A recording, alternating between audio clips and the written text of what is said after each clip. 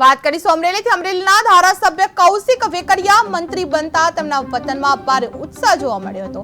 દેવરાજીયા ગામમાં દિવાળી જેવી ખુશીનો માહોલ સર્જાયો હતો, જ્યાં લોકો ઢોલ અને ફટાકડા ફોડી ઉજવણી કરી રહ્યા હતા। મંત્રી પદે શપથ પછી કૌશિક વેકરિયાના માતૃએ ઈશ્વરનો આભાર માન્યો હતો। ધારાસભ્ય કૌશિક વેકરિયા અને તેમના સમર્થકો દ્વારા ભાજપના કાર્યકર્તાઓ સાથે દેશભક્તિના નારા લગાવતા ઉત્સવનો માહોલ ઉભો થયો હતો।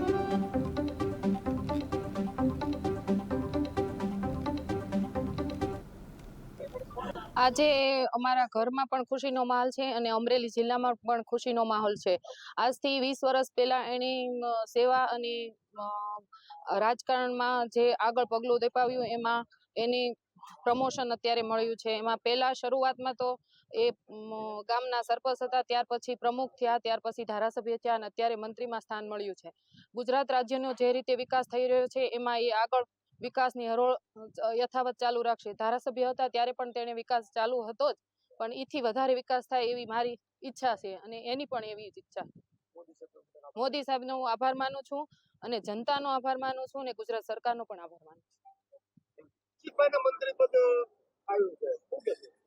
આજરોજ ભારતના વડાપ્રધાન શ્રી નરેન્દ્રભાઈ મોદી, ગૃહમંત્રી અમિતભાઈ શાહ તથા ગુજરાત પ્રદેશ ભાજપના પ્રમુખ શ્રી જગદીશ